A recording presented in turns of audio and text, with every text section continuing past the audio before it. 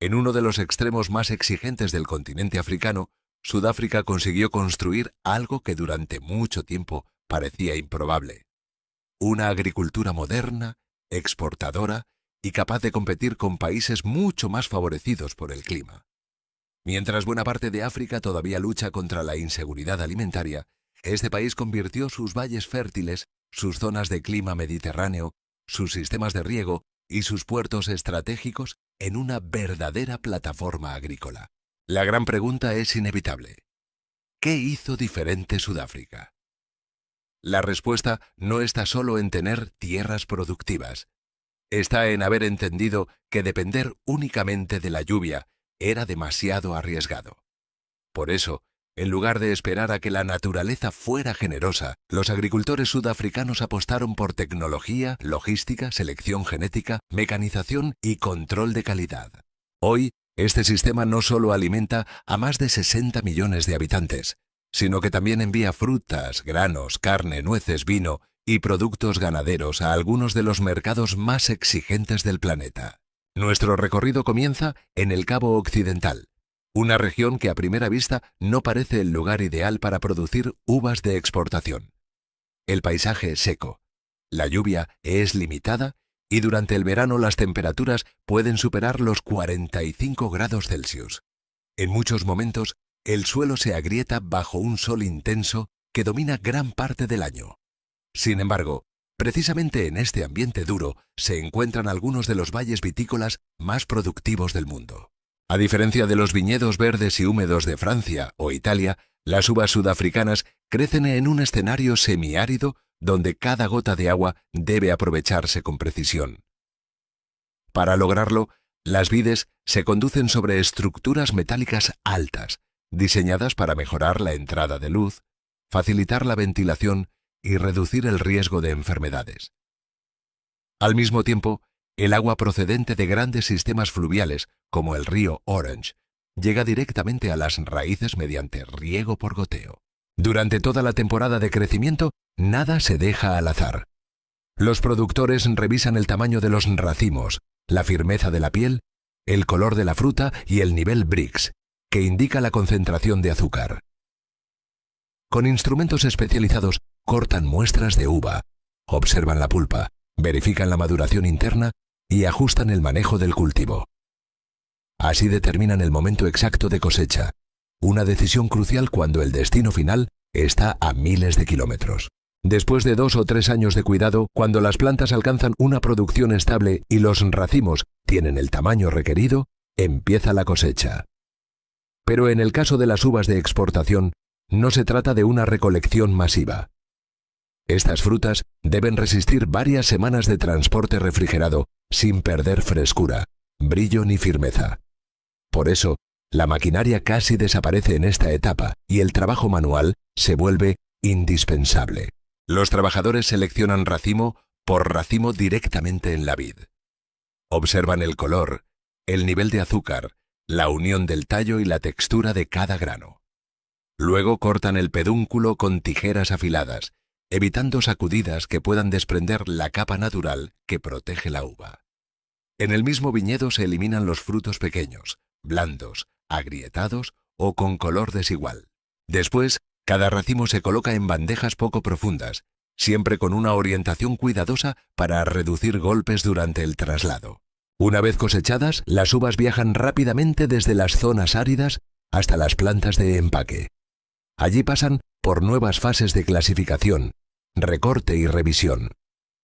Las frutas que no cumplen con el estándar se retiran, mientras que los racimos seleccionados se empacan bajo condiciones controladas para conservar la frescura. Gracias a este proceso, las uvas sudafricanas son valoradas en el comercio internacional por su piel crujiente, su dulzor equilibrado, su apariencia uniforme y su excelente resistencia al transporte de larga distancia. Esa combinación les permite competir de forma directa con las uvas de Chile, Perú y Estados Unidos. Si el arroz domina buena parte de Asia y el trigo define la agricultura de muchas regiones occidentales, en África el maíz ocupa el trono de los cultivos básicos. Y Sudáfrica es uno de sus grandes protagonistas. cada año produce más de 14 millones de toneladas de maíz, un volumen esencial para alimentar a millones de personas dentro y fuera del país. Alrededor de 3 millones de hectáreas se destinan a este cultivo, más que a cualquier otro en la agricultura sudafricana. Más de la mitad de la producción corresponde al maíz blanco, utilizado principalmente para consumo humano, mientras que el maíz amarillo se orienta al alimento animal y a la industria de procesamiento. Pero producir maíz en Sudáfrica no es sencillo. Las sequías prolongadas, las lluvias irregulares y el avance del cambio climático han convertido este cultivo en una batalla constante contra la incertidumbre. La diferencia está en la escala y la mecanización. Mientras en países como Malawi, Mozambique o Zambia, muchos pequeños agricultores todavía cosechan mazorcas a mano y desgranan el maíz con ayuda familiar, en Sudáfrica dominan las grandes cosechadoras combinadas. Marcas como John Deere, Case IH y New Holland, importadas principalmente de Estados Unidos y Europa, trabajan sobre extensiones enormes. Una sola máquina puede cosechar hasta 40 hectáreas por día, multiplicando la velocidad de trabajo y reduciendo la necesidad de mano de obra bajo calor extremo, polvo y condiciones difíciles. Tras la cosecha, el maíz se transporta en camiones hasta centros de acopio. Allí se pesa en básculas electrónicas para calcular el volumen recibido, se descarga en fosas de recepción y luego se mueve mediante bandas transportadoras y sin fines hacia zonas de almacenamiento temporal. Miles de toneladas quedan protegidas bajo lonas selladas antes de pasar al procesamiento o a la venta. Es una cadena agrícola donde la eficiencia no empieza en el campo ni termina en el silo. Depende de todo el sistema. De los campos de maíz viajamos ahora a Limpopo, provincia que se ha convertido en uno de los centros más importantes de la macadamia en África. Estas nueces, pequeñas y duras, impulsan una industria valorada en más de 1.000 millones de dólares y han transformado grandes zonas agrícolas en plantaciones de alto valor. En fincas que pueden abarcar cientos de hectáreas, las cosechadoras autopropulsadas de macadamia se han vuelto aliadas decisivas durante los picos de cosecha. Cuando las nueces caen al suelo, rodillos giratorios con cepillos de goma las barren continuamente hacia el interior de la máquina. Allí, un potente flujo de aire separa hojas secas, polvo y residuos ligeros antes de que las nueces pasen al compartimento de almacenamiento. Según el tamaño y el estado del huerto, una sola máquina puede recoger entre 10 y 30 toneladas por día, muchas veces más rápido que el trabajo manual. Luego, las macadamias se trasladan directamente a las plantas de procesamiento, donde empieza la verdadera definición de su valor. Primero se limpian y clasifican. Después se introducen en silos de secado con temperatura controlada durante 7 a 10 días, reduciendo la humedad de manera gradual. Si se secan demasiado rápido, los granos ricos en aceite pueden romperse, perdiendo textura crujiente, sabor mantecoso y valor comercial. Cuando alcanzan el estándar adecuado, pasan a la línea de quebrado. Los rodillos de presión se ajustan con enorme precisión. Deben aplicar la fuerza suficiente para romper la cáscara dura, pero sin destruir el grano interior. Esa proporción de granos enteros, limpios y atractivos es una de las razones por las que la macadamia sudafricana alcanza precios superiores a muchas nueces comunes. Finalmente, los granos se inspeccionan, se clasifican por tamaño, se empacan y se exportan a mercados premium de todo el mundo. Pero Sudáfrica no es solo frutas, granos y nueces. También es un país de enormes ciudades ganaderas, donde decenas o cientos de miles de bovinos pueden engordarse al mismo tiempo. Esta estructura sostiene una industria de carne vacuna valorada en torno a 5.000 millones de dólares al año. A diferencia de Brasil o Argentina, donde los animales pueden permanecer más tiempo en pasturas extensas y nutritivas, Sudáfrica debe planificar con mayor precisión por su clima seco, sus lluvias variables y la disponibilidad estacional del pasto. Por eso se utilizan razas resistentes como Bonsmara, Brahman, Nguni y Afrikaner, conocidas por tolerar el calor, adaptarse a pastizales secos y mantener ganancias de peso relativamente estables.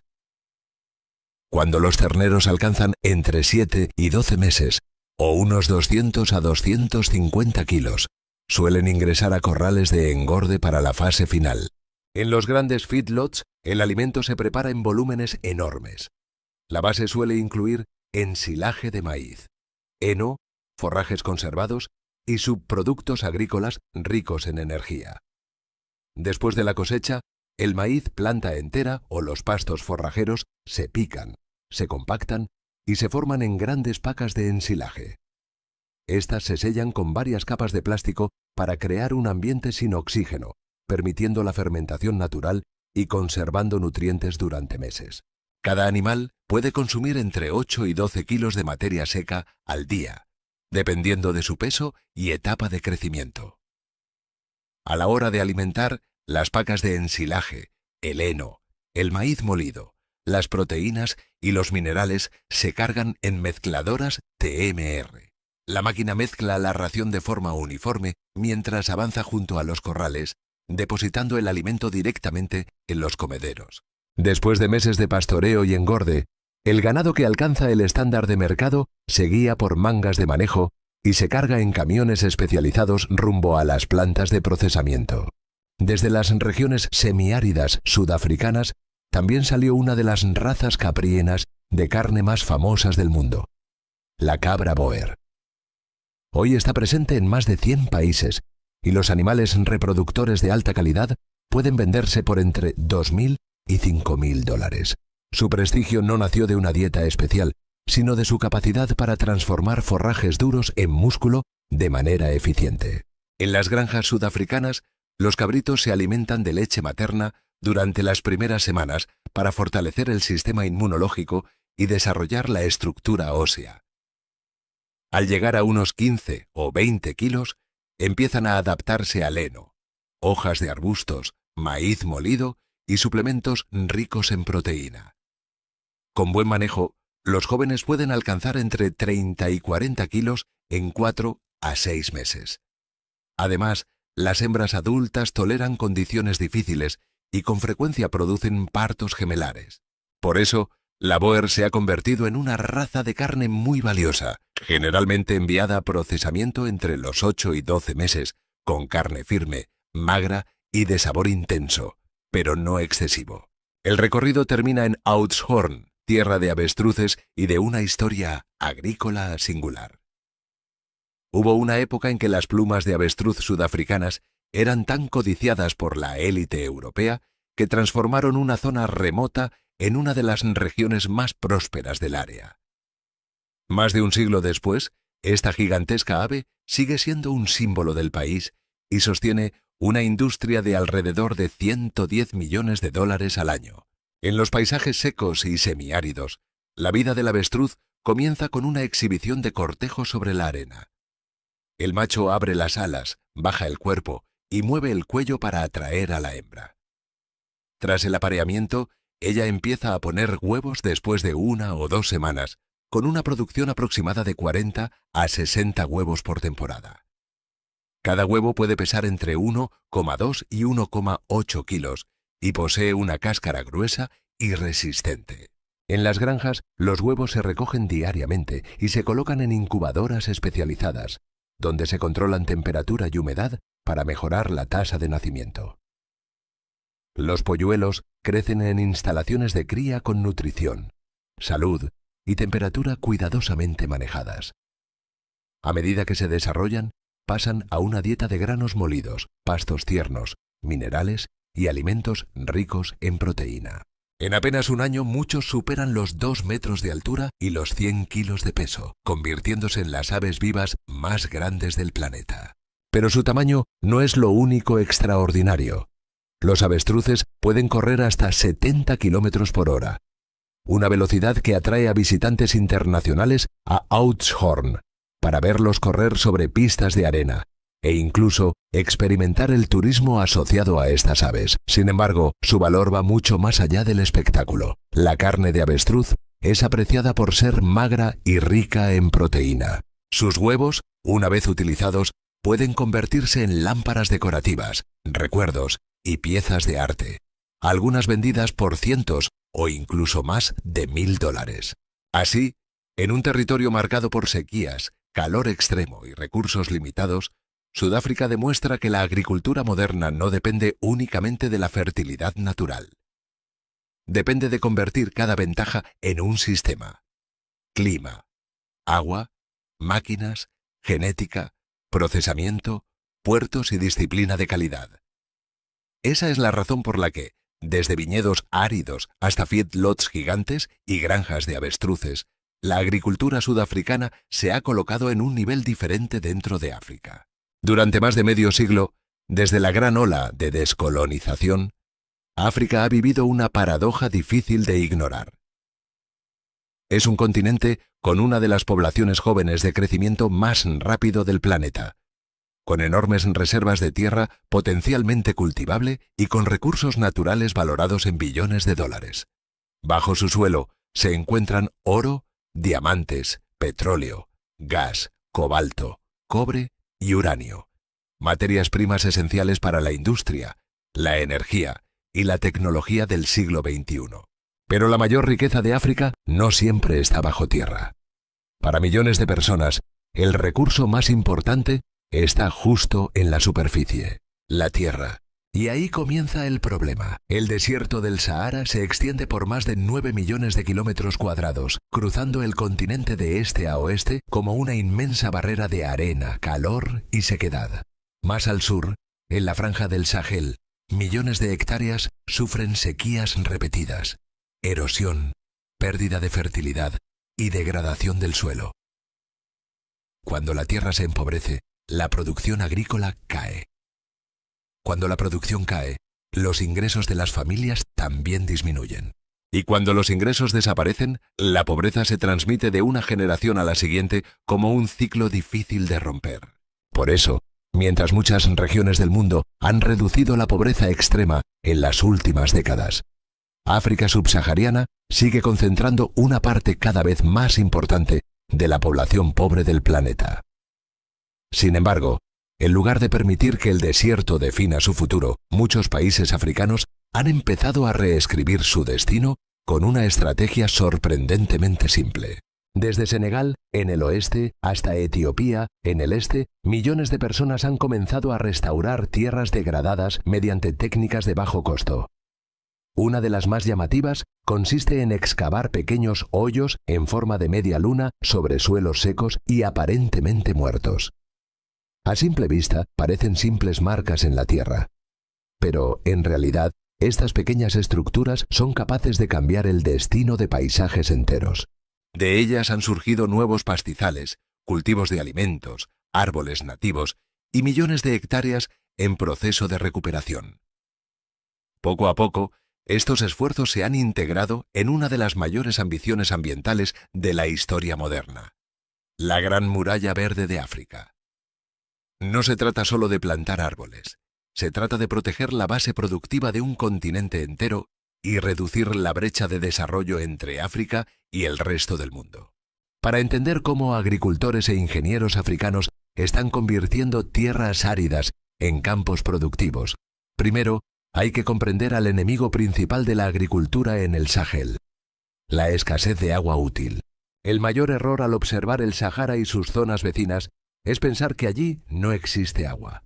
En realidad, en muchas áreas del Sahel todavía llueve lo suficiente como para permitir cierta actividad agrícola. El verdadero problema es que esa agua no permanece en el suelo el tiempo necesario para que las plantas puedan aprovecharla. Después de años de sequía, sobrepastoreo y erosión, la capa superficial del suelo se vuelve dura y compacta. Cuando llegan tormentas breves e intensas, el agua no penetra. Corre rápidamente sobre la superficie, arrastra sedimentos y nutrientes, y desaparece cuesta abajo. La gente puede ver lluvias abundantes durante varias horas, pero pocos días después la tierra vuelve a estar seca, como si la lluvia nunca hubiera existido. Esta es una de las razones por las que muchos antiguos programas de reforestación no lograron los resultados esperados. Desde la década de 1970, se plantaron cientos de millones de árboles en la franja del Sahel para frenar el avance del desierto. Pero a diferencia de algunos proyectos exitosos de restauración en otras regiones del mundo, muchos árboles jóvenes en el Sahel no sobrevivieron más allá de unas pocas temporadas de lluvia. El problema no era únicamente la falta de precipitaciones.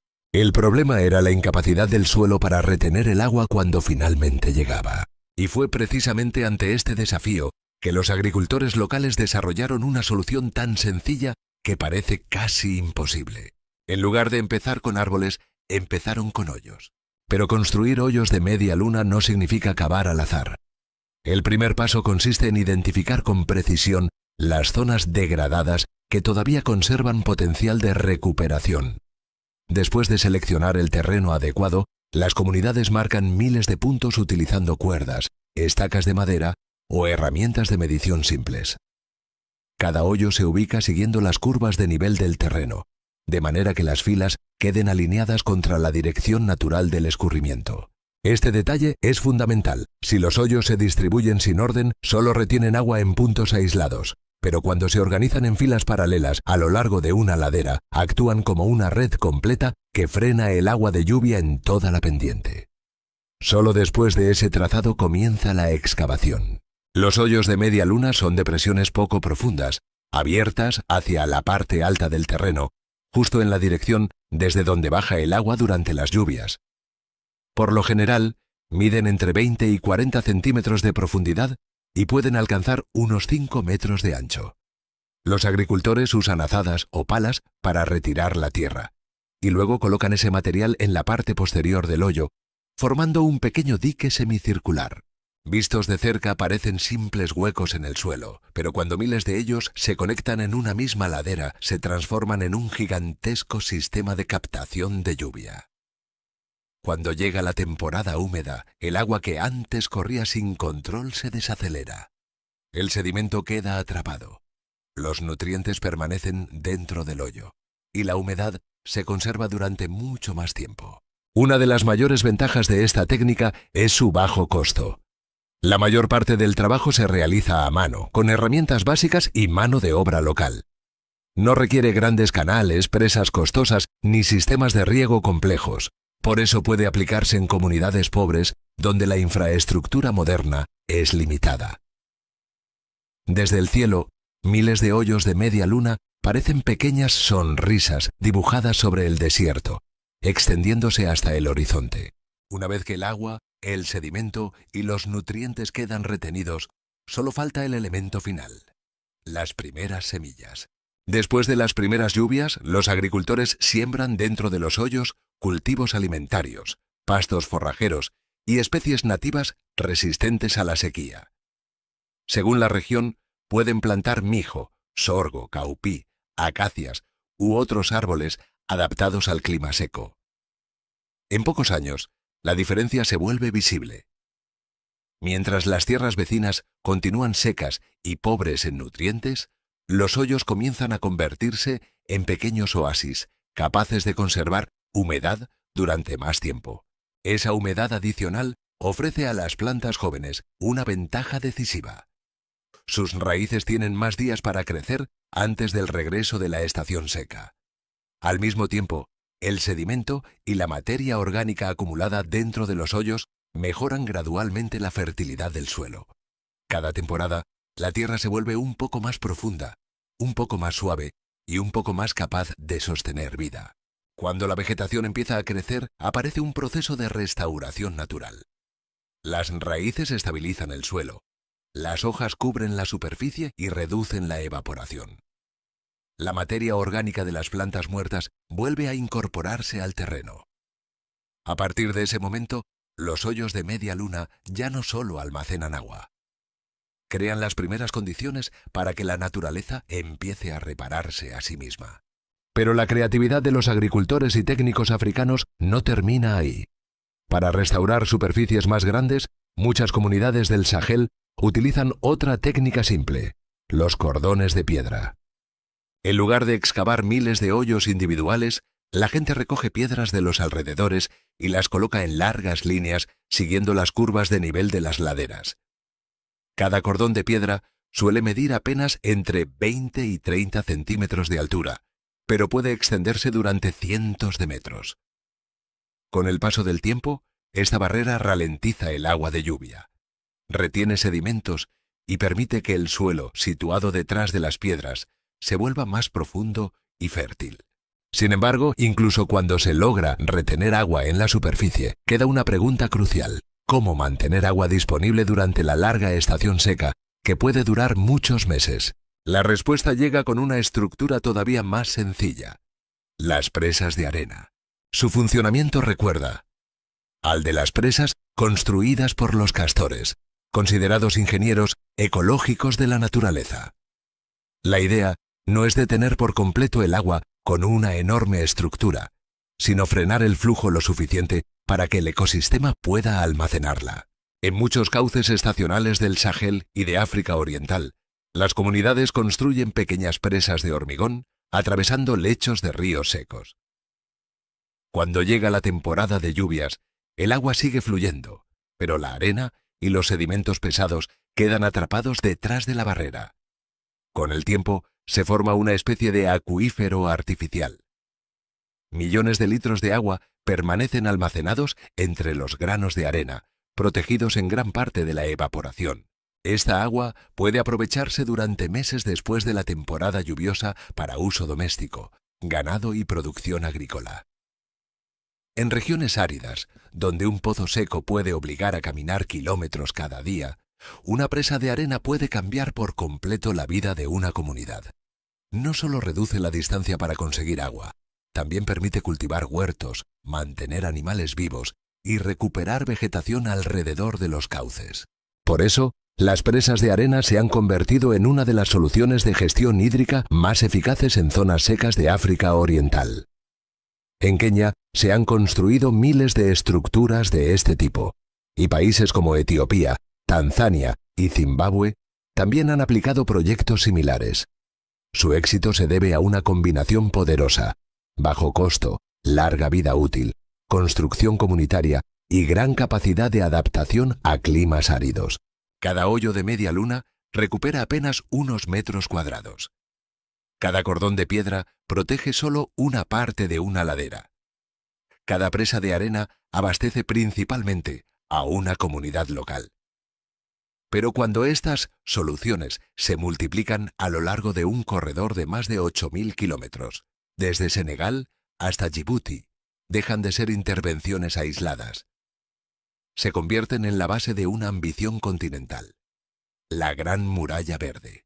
Con el paso de los años, millones de pequeños oasis comienzan a expandirse y conectarse entre sí. Tierras abandonadas durante décadas vuelven a recibir pastos, arbustos, árboles y campos de cultivo. La meta de la iniciativa es restaurar 100 millones de hectáreas de tierras degradadas, capturar carbono, crear empleos verdes y ofrecer nuevas oportunidades económicas en una de las regiones más vulnerables al cambio climático. Aún así, el camino no es sencillo. Restaurar tierra no consiste únicamente en sembrar árboles. También exige estabilidad política, financiamiento, seguridad, mantenimiento, participación comunitaria y mercados que conviertan la restauración en una fuente real de ingresos. Porque un árbol solo se protege de verdad cuando la comunidad ve en él un valor para su futuro. Y uno de los ejemplos más claros de ese nuevo valor económico es la goma arábiga. La goma arábiga se cosecha desde hace siglos en países como Sudán, Chad y Senegal. Pero a medida que millones de acacias vuelven a crecer en paisajes restaurados, esta cadena productiva entra en una nueva fase. Después de unos 5 a 7 años de crecimiento, los árboles de acacia empiezan a producir rendimientos aprovechables. Durante la estación seca, los recolectores hacen pequeños cortes en los troncos y ramas. Como mecanismo natural de defensa, el árbol libera una resina transparente que se seca lentamente hasta formar cristales de color ámbar. 2 o 3 semanas después, esos grumos de resina se recogen a mano, se limpian, se clasifican y se transportan a centros de acopio antes de la exportación. Lo que hace especial a la goma arábiga es su papel casi irreemplazable en la industria alimentaria.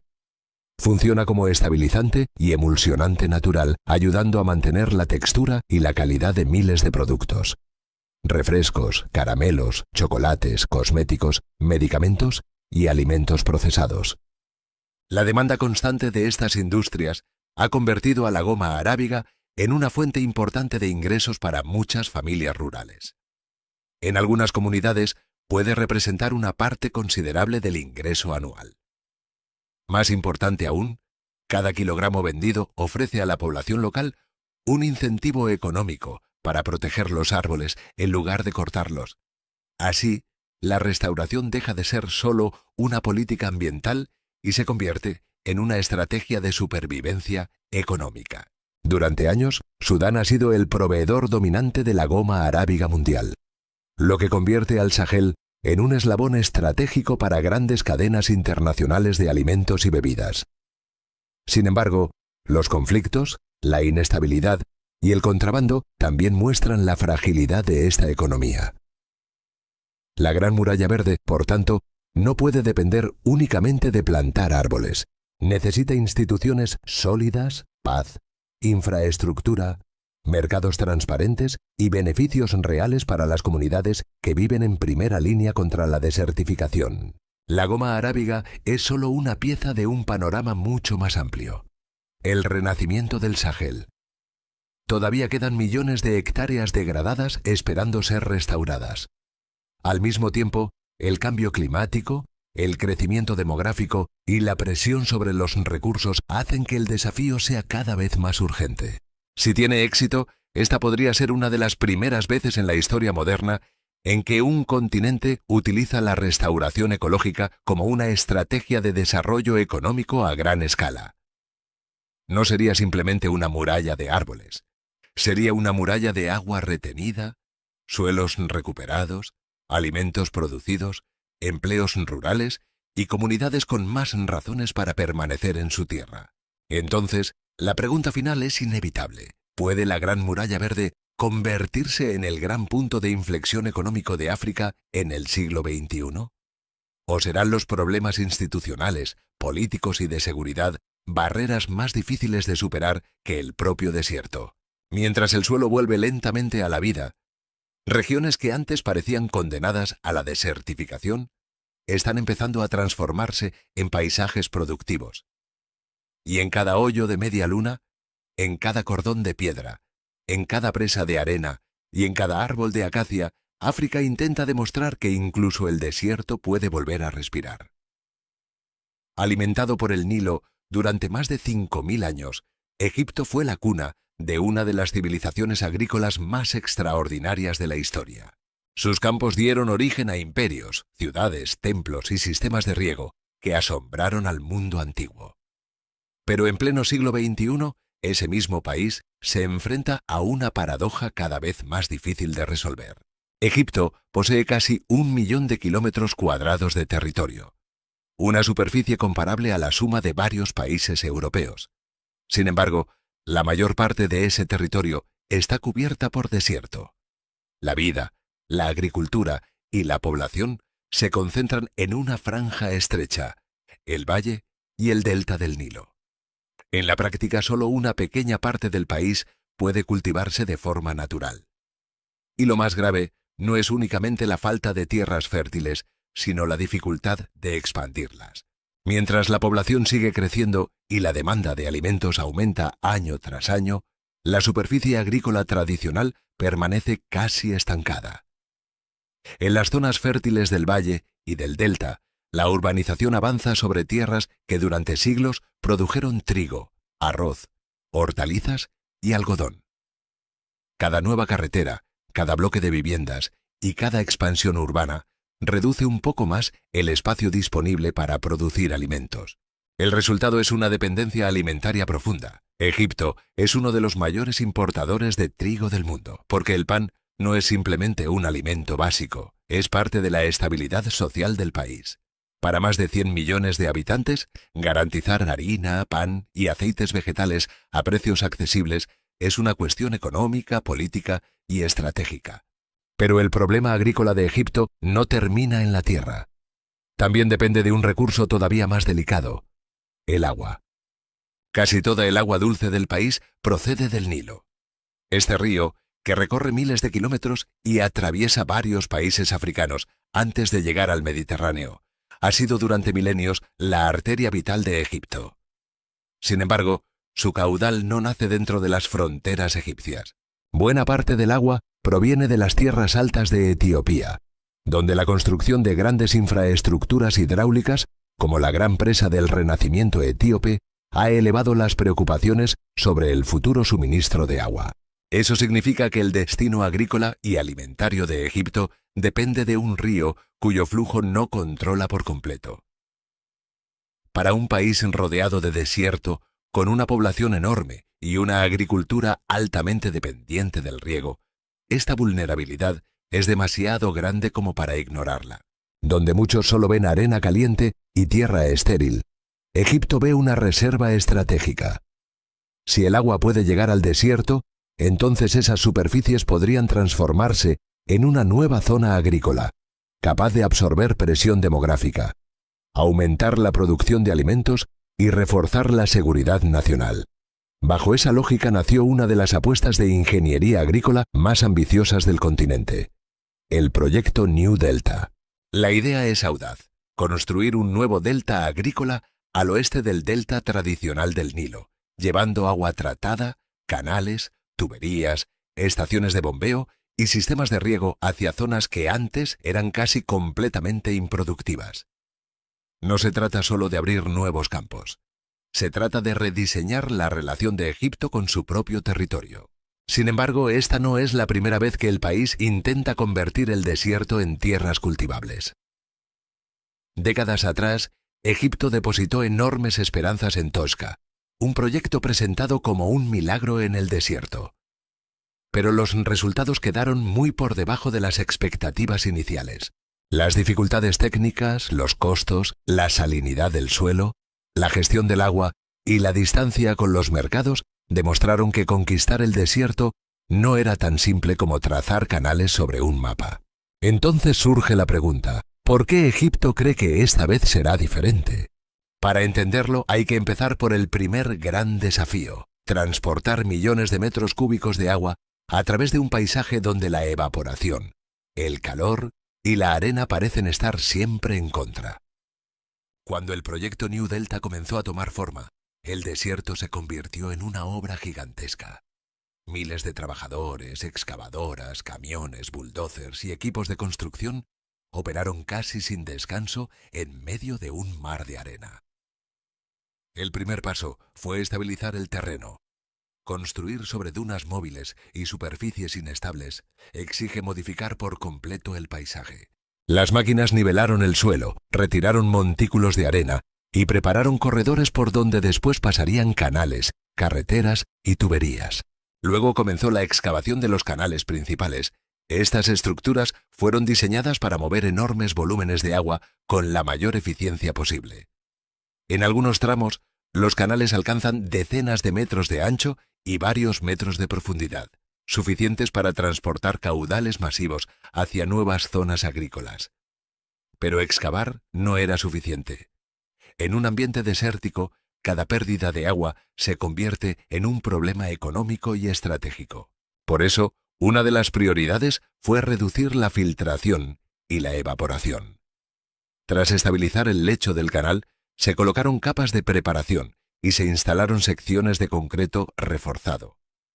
Las juntas entre los bloques se sellaron cuidadosamente para evitar fugas y permitir que la estructura resistiera los cambios extremos de temperatura.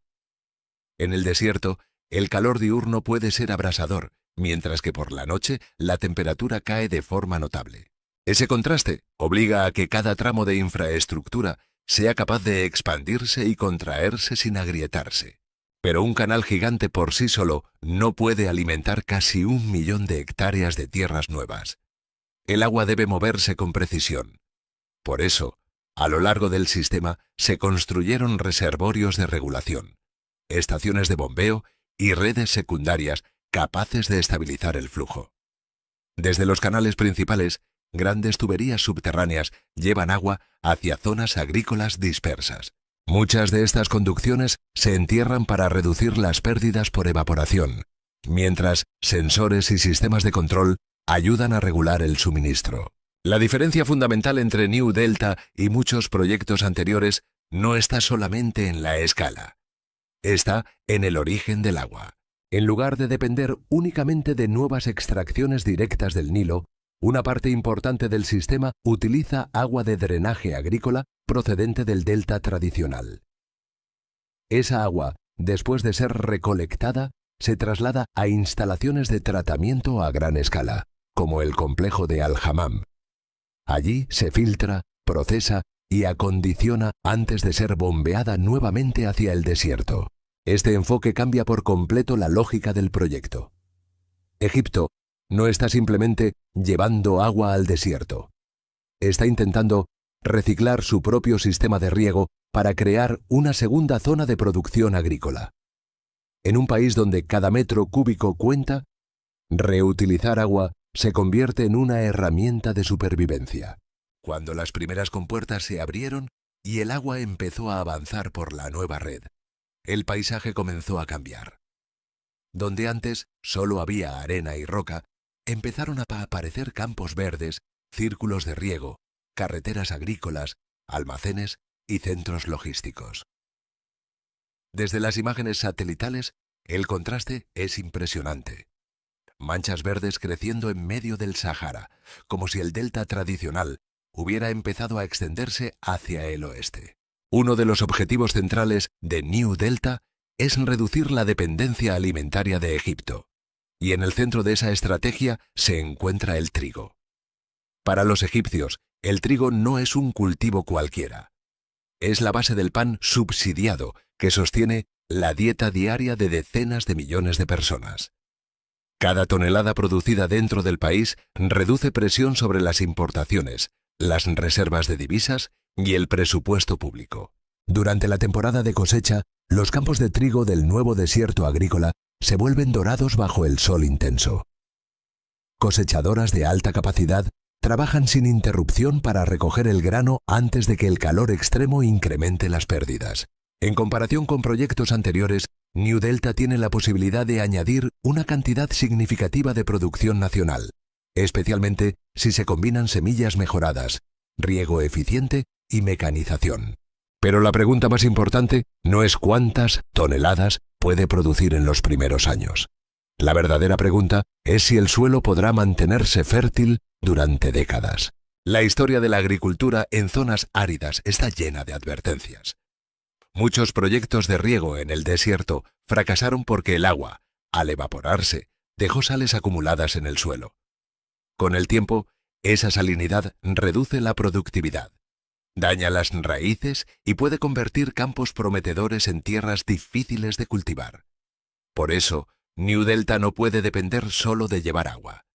También necesita drenaje, monitoreo del suelo, manejo de sales y rotación de cultivos.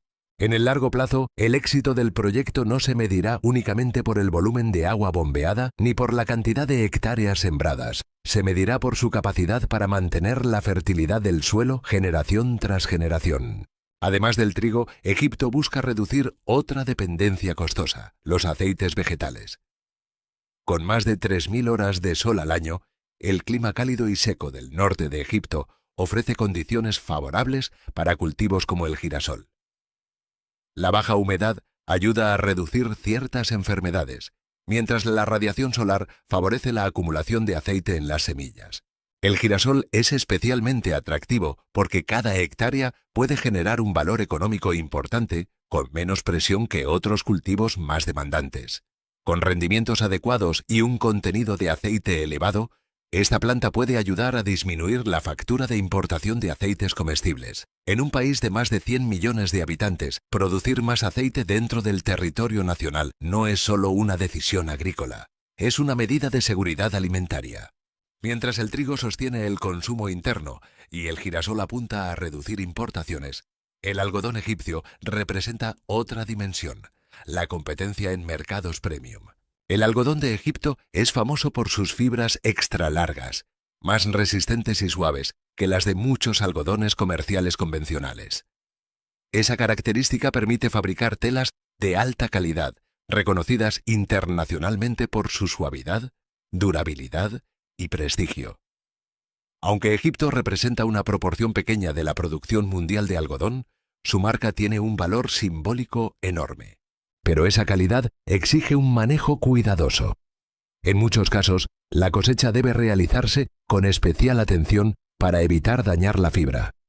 Además, precisamente por su valor, el algodón egipcio ha sido uno de los productos textiles más falsificados del mundo. En el pasado, grandes cadenas minoristas internacionales se vieron envueltas en controversias por vender productos etiquetados como algodón egipcio, que en realidad contenían otros tipos de fibra. Estos escándalos, lejos de destruir la reputación del producto, terminaron demostrando lo valiosa que es la autenticidad de la marca. New Delta no se limita a cultivos básicos. También abre espacio para maíz, remolacha azucarera, papas, olivos, hortalizas, ganadería, plantas de procesamiento y centros logísticos.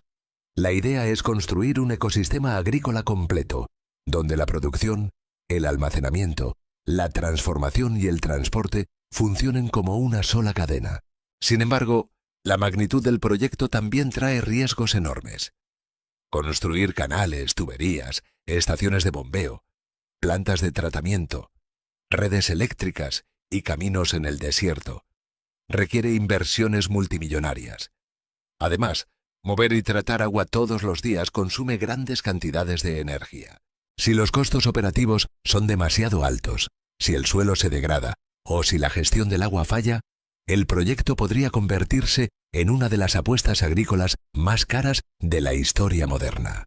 Pero si funciona, New Delta podría ofrecer una lección poderosa para otros países áridos. Producir más alimentos no siempre significa descubrir nuevas fuentes de agua. A veces significa reutilizar mejor la que ya existe, distribuirla con más precisión y combinar ingeniería, agricultura y planificación territorial. Egipto está intentando crear algo que parece contradictorio. Un delta sin río natural, una zona agrícola en el corazón del desierto, una extensión verde construida no por inundaciones ancestrales, sino por bombas, concreto, tuberías, satélites y agua reciclada. La pregunta final queda abierta. ¿Será New Delta recordado como una de las grandes hazañas de ingeniería agrícola del siglo XXI? ¿O como una advertencia costosa escrita sobre las arenas del Sahara? Por ahora, cada nuevo campo verde en el desierto muestra la ambición de un país que no puede permitirse esperar.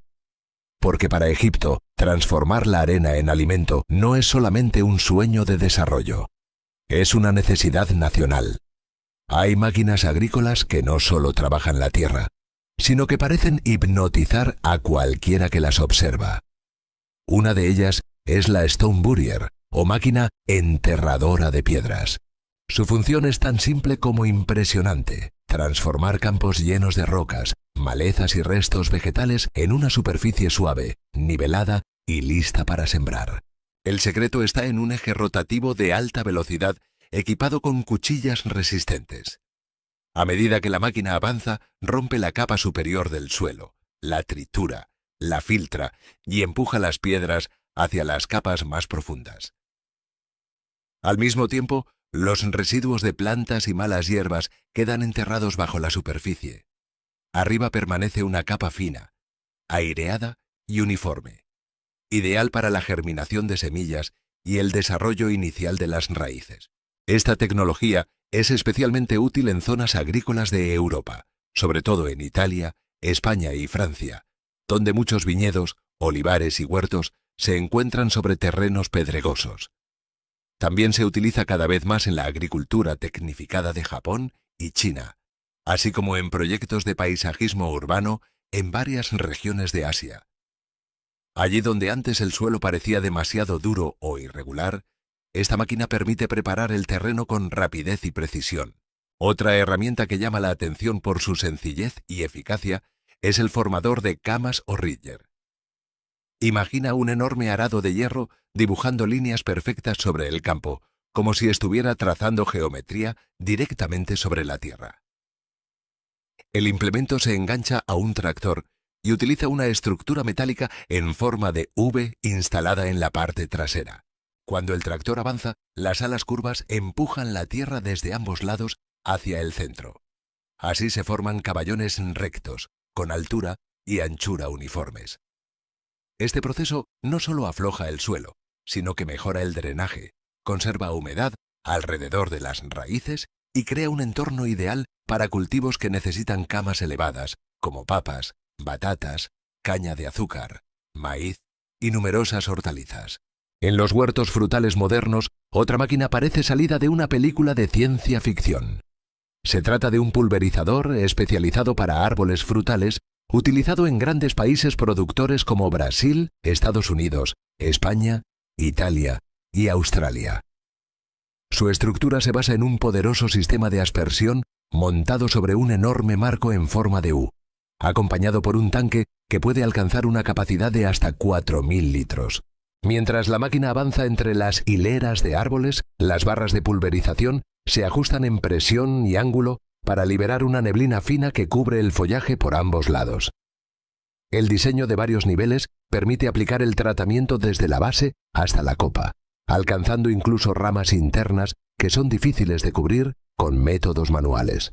Gracias a esta capacidad, una sola máquina puede tratar varias filas al mismo tiempo, superando ampliamente la eficiencia de los pulverizadores pequeños montados en tractor o de los equipos manuales. En cultivos como naranjas, manzanas, mandarinas o uvas, esta tecnología ayuda a reducir el avance de plagas y enfermedades, disminuye el tiempo de trabajo y permite una cobertura más uniforme. Sin embargo, la alta eficiencia también tiene un precio. Estos equipos pueden costar alrededor de 0 a 20.000 dólares. Pero quizás una de las innovaciones más sorprendentes de la agricultura moderna no está en una máquina de campo, sino en una cámara de cultivo, la papa aeropónica. En este sistema, las raíces y los tubérculos no crecen en tierra. Permanecen suspendidos en el aire dentro de cámaras cerradas y cuidadosamente controladas. Boquillas ultrafinas rocían de forma constante una niebla nutritiva directamente sobre las raíces, proporcionando el agua y los minerales necesarios para el desarrollo de la planta. La gran ventaja es la velocidad. Las papas de semilla producidas mediante aeroponía suelen estar listas para cosecha en apenas 8 a 10 semanas, casi el doble de rápido que en sistemas convencionales. En instalaciones bien manejadas, la productividad puede alcanzar niveles muy altos, con una producción abundante de tubérculos sanos, uniformes y libres de muchos patógenos del suelo. Esto convierte a la aeroponía en una solución estratégica para producir semilla de papa limpia y de alta calidad. En países donde las enfermedades del suelo reducen la productividad, disponer de semilla sana puede marcar la diferencia entre una cosecha débil y una producción comercial rentable. Sin embargo, esta tecnología también tiene límites importantes. La inversión inicial es elevada, porque requiere invernaderos, sistemas de nebulización, electricidad constante, sensores, control climático y personal capacitado. Además, las plantas dependen por completo del sistema.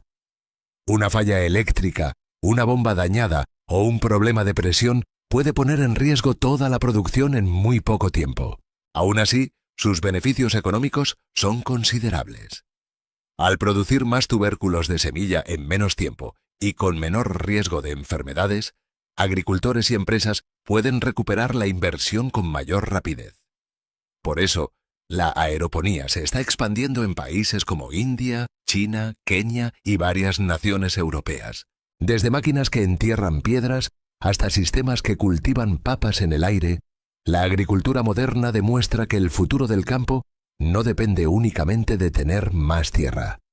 Depende de usar mejor cada metro cuadrado, cada gota de agua, cada semilla y cada avance tecnológico.